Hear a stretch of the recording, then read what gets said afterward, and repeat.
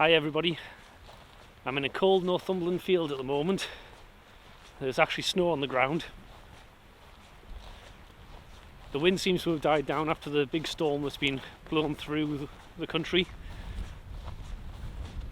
And I'm headed towards Rothley Castle. Just trying to make sure I don't trip over in this field. Ooh, I've still got something there. Not somewhere I've visited before. It's in a very rural part of Northumberland.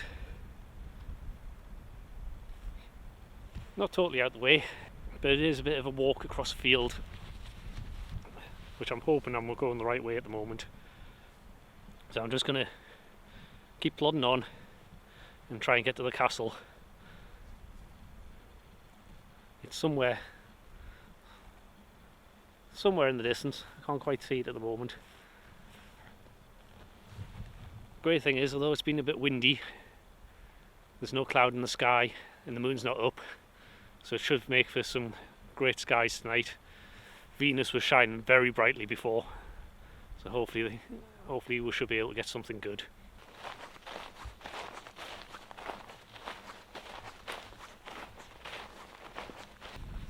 So that first attempt was a bit of a fail.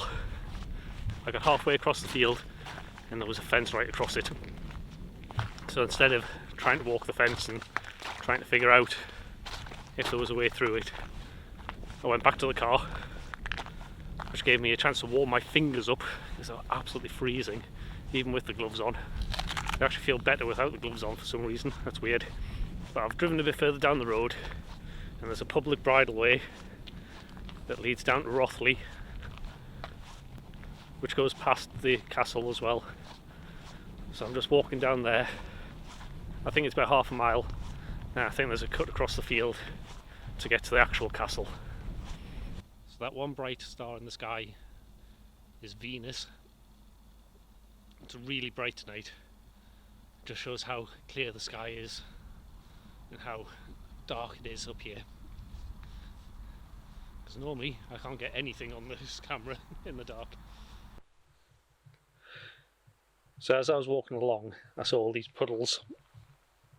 I noticed that the stars were reflecting a little bit in them. So I've set the camera up in portrait. Pretty much usual settings. f4, ISO 6400 and 20-second exposure. I've set it to continuous for 10 shots. It's actually finished now. But that was to give me a chance to walk into frame and use my torch to shine up into the sky. A bit of a star selfie. On the back of the camera it looks quite nice. I'm going to carry on now and see if I can make it to the castle.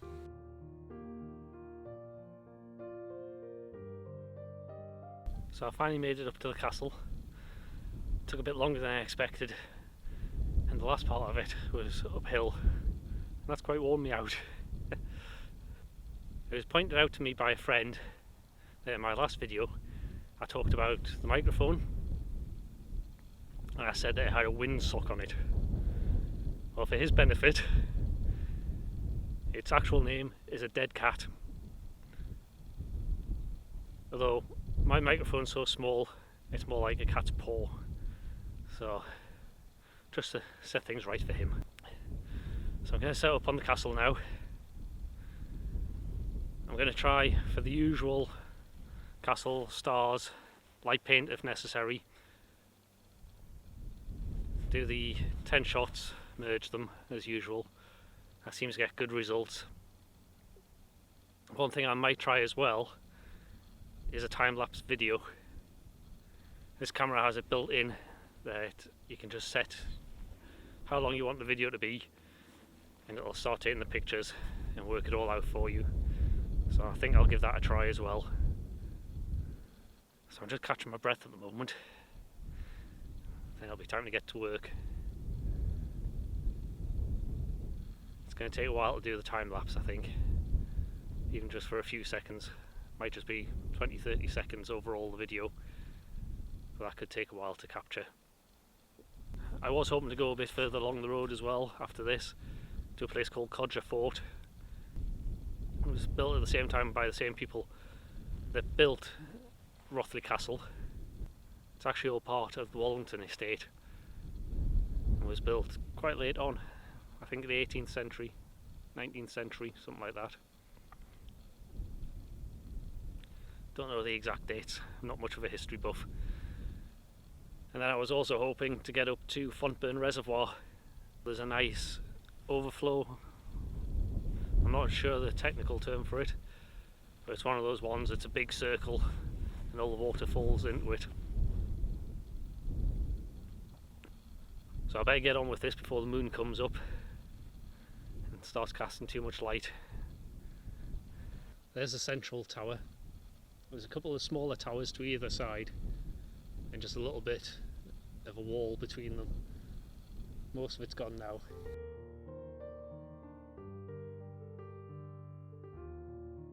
So I've taken a few images looking straight on at the tower. I then decided to change the composition a little bit, try and get a bit more of the walls in that's left. So I've moved onto the corner of the tower, so you get the two sides. I think you can just see that on here. Two sides and a bit of the wall there. I am shooting in portrait, so you don't get the full effect on the video at the moment, but you'll see that in the picture when I put it up.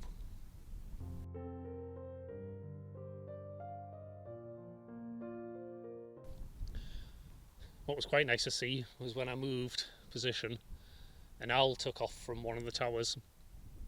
I think it was a barn owl. It flew around for about a minute before disappearing off over the fields, so it was lovely to see that.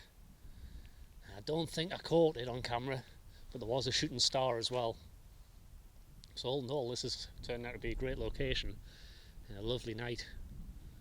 It's quite quiet up here as well. I can just hear owls in the distance hooting away. So I'm going to stay in this position now. Now I'm going to set up for a time lapse.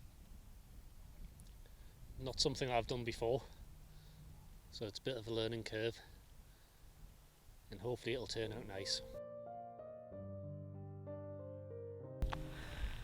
I cut the time lapse short. I realised it was going to take about 2 hours to get a 10-second video out of it, and I don't have that time tonight. It's getting late and it's quite cold up here. So one thing I am going to do now is just spin the camera around, because behind us you can see the lights of the city and towns. I think it's Newcastle you can actually see from here, even though it's quite a way away.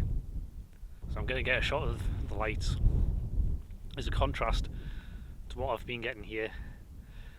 It's interesting that you can point one way and see nothing, and point the other way and see the city. And once I've done that, it'll be time to head down the hill and back along the path to the car and get into the warmth.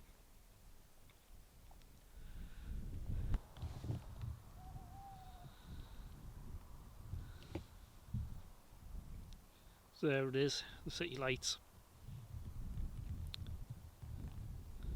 Get a couple of shots of that,